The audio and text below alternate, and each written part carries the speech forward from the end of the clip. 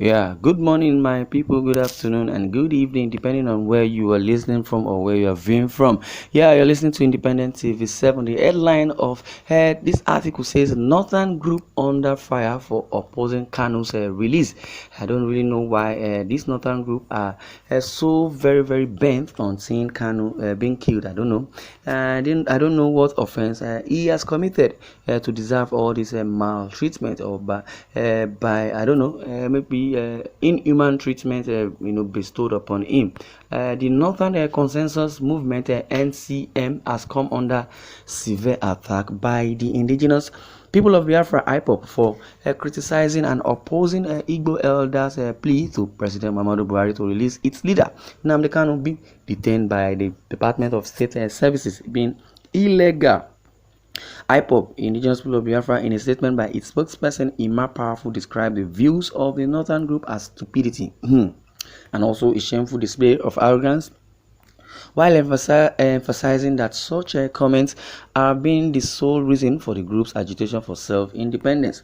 He added that the ranting by these groups are not only disgusting but provocative, and one of the very reasons we agitate for self-determination. How can we continue to belong to the same country with people who are self-centered and don't reason objectively? How can we be in the same country with gullible people who do not reason like human but reason backward like an animal? How can we become one Nigeria whereby there are so many irrelevant speech or hate speech or divisive entity, ethnicity, and some other things in the country, and you want us to be one Nigeria? Ima Powerful also says we don't want to dignify these inconsequential groups, but we just want the world to note that these were the same challenges responsible for the killings of Biafrans living in the north even before the civil war. These people were behind the killing of our people during Kano riots, Kaduna riots, Bauchi riots, Meduguri riots, Katsina riots, and beheading of Gideon Akaluka and others beheaded in the northern region during their community meetings in the north. Well, Ima Powerful says I could remember vividly that when Boko Haram was being established, which simply means Western education is being prohibited. Who are the people giving or bringing Westernization to the northern part? They said they are the infidel.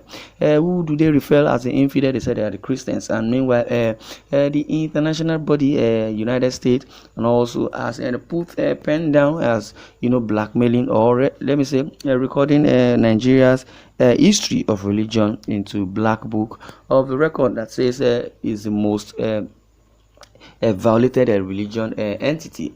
And meanwhile, they are still the masterminds of unprovoked and senseless attack on Biafrans living in the north up to date. They want to keep us together in this bondage so they can continue their genocidal attacks against us, but it is too late. That is coming from Ima Powerful. He says these people were behind the killing of our people during Kano riots and Kaduna riots, and we don't want to dignify these inconsequential groups, but we just want the world to note that those were the same nonchalant attitude of theirs, and they are also responsible for the killings of Biafrans living in the northern part even before the civil war. We are warning these northern attack dogs to stop disparaging Igbo elders, traditional rulers, and respected bishops who made out time to meet the president in Abuja for a peaceful resolution of the debacle. Yeah, these are the real enemies of Nigeria who don't want peace to prevail because of their selfish interests. Yes, they are very selfish. I would say Buhari, either directly or indirectly, should be blamed for all this because when he wants to emerge as a president or candidate in 2015, he promised heaven and earth. In 6 months, he's going to eradicate Boko Haram. In less than 3 months, 3 million jobs or thereabout.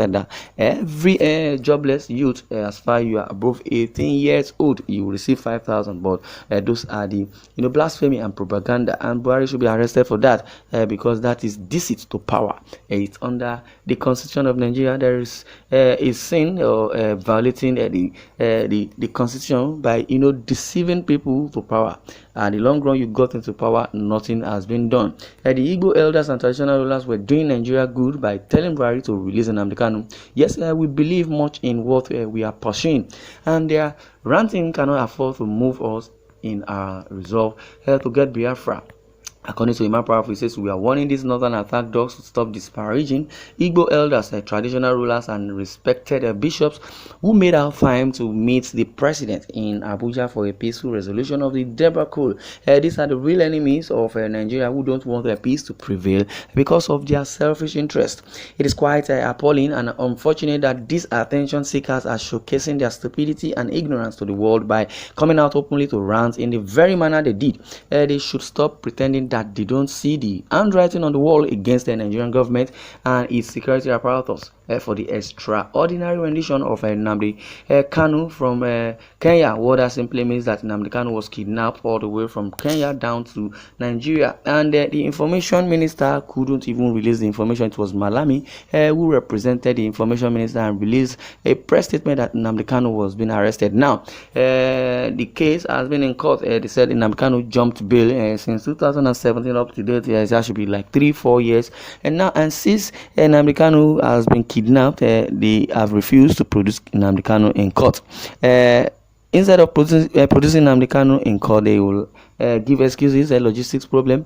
Nnamdi KANU, this, the lawyer that. But I could remember Nnamdi KANU, international lawyer, said that the judiciary system of Nigeria has collapsed. What that simply means that the judiciary system in Nigeria has compromised, which is they no longer have the authority of their own. They no longer have the power of their own. They no longer have prowess of their own, because as it is, if it's under the constitution, we have 3 arms of the government. We have the executive, legislature, and also the judiciary. And the judiciary has the most paramount and the powerful prowess and power, which anything they say is final.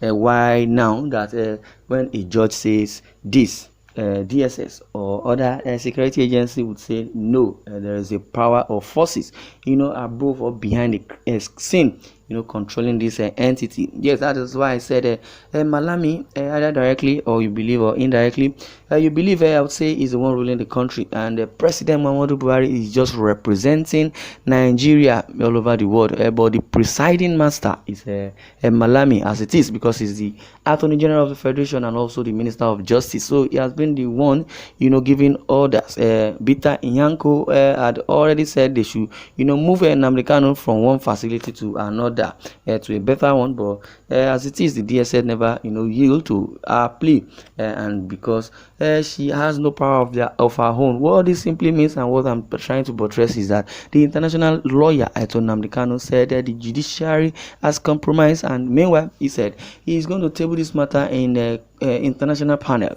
which is the International Criminal Court. So they will see to the matter, because Nigeria is under so many organizations. We are under United Nations. Nigeria is under ECOWAS. We are under Economic of West African States. We are under European Union, under African Union. So we do not have a power of autocracy of our own, because we adopted true federalism, and meanwhile we are supposed to adopt the parliamentary system of governance, which being given the independence by this British government. But instead we adopted a democracy, and the democracy is not what we are following as it is. So which democracy says the government of the people, for the people, and by the people, as it is. Yes, democracy is far from Nigeria, and now we only have the government of Fulani, for the Fulani, and by the Fulani. Yes, this is why I'm going to draw the curtain. I'd like you to share your views in the comment section. Thanks for listening, and God bless.